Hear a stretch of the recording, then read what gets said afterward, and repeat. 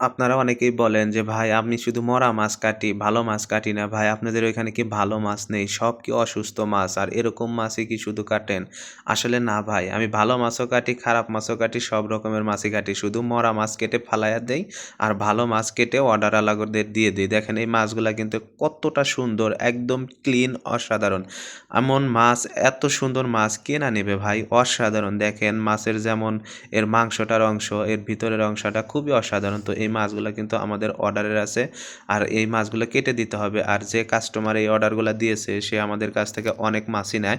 তিনি অনেক ভালো মানুষ আর অনেক বড় তার রেস্টুরেন্ট। আর ওইখানে সবকিছু মানে অনেক উন্নত মানের রেস্টুরেন্ট, যার জন্য এরকম মাছ নেয়। এত দামি মাছ তো আর সবাই খাবে না। যার জন্য উনি আমাদের মাছ থেকে আমাদের এখান থেকে ২ টা ৪ টা এরকম করে মাছ অর্ডার দেয়। মাছ কিন্তু ৯.৫ কেজির ওয়েট আছে। আর ২ টা মাছই কেটে ক্লিন করে তারপরে দিতে হবে। আর আমার ভিডিও যার ভালো লাগে সবাই একটু সাবস্ক্রাইব করে দিবেন প্লিজ। তো দেখেন এরকম মাছ আমার বিশ্বাস আপনারা কেউ কখনো দেখেননি, দেখেন নাই। আমার মাধ্যমে সর্বপ্রথম আপনারা এই মাছগুলা দেখতেছেন। আর এই মাছের দেখেন ভিতরের অংশ যেটা আছে এটা কিন্তু নেবে না। অনেকে নাড়ি-ভুড়িও বলে যে এটাও আমারে দিতে হবে। কিন্তু এই কাস্টমারটা নাড়ি-ভুড়ি কোনো কিছুই নেয় না। আমরা সুন্দর করে কাইটা ক্লিন করে দেব। দেখেন ভিতরের অংশটা কতটা ফ্রেশ আর কতটা চকচকা। একটা ভালো মাছ, সুন্দর মাছ না হলে ভিতরের অংশ কখনোই এতটা সুন্দর হবে না আর এতটা ফ্রেশ হবে না।